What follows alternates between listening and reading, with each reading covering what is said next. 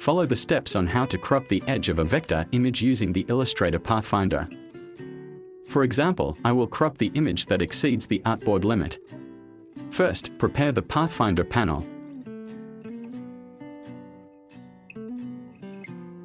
Create a rectangle above it.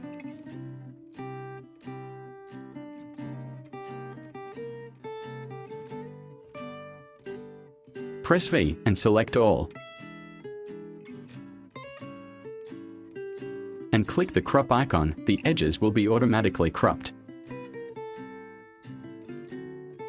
Go to Isolate Selected Group to delete unused lines.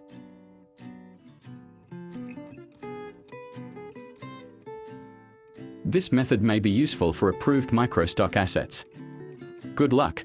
Thank you for watching until the end. If there is something you don't understand, write a comment below.